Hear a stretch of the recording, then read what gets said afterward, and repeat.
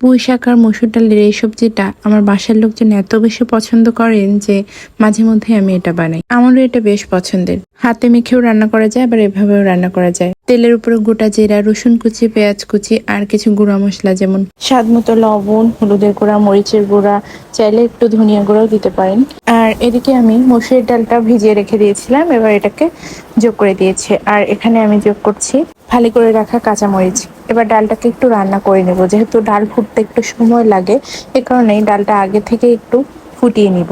চাইলে আপনারা প্রেসার কুকারে একটা দুটা সিটিও দিয়ে নিতে পারেন। তারপর আমি ডাটা সহ পুঁই শাকটা আগে দিয়ে দিয়েছিলাম। পুঁই শাক এবং মসুরের ডাল দিয়েও রান্না করলে এটা বেশ মজা লাগে হাত মাখা করে। আর আমি এছাড়াও এর মধ্যে মিষ্টি কুমড়াটা যোগ করেছি, একটু আলুও দিয়েছি। আমার কাছে মনে হয় মিষ্টি কুমড়া এবং আলু দিলে এটা আরো বেশি টেস্টি হয়। আর ডাটা সহ পুঁই শাকটা আমি আগেই যোগ করেছিলাম, যেহেতু মিষ্টি কুমড়াটা একটু নরম থাকে এই কারণে পরে যোগ করেছি। আর সবগুলো উপকরণ ভালো মতো মিশিয়ে একটু কষিয়ে নিয়েছি। তারপর সামান্য একটু পানি দিয়ে কিছু সময় সেদ্ধ করে নিয়ে লবণটা টেস্ট করে নিলে এরকম মাখো মাখো হয়ে আসলেই রেডি।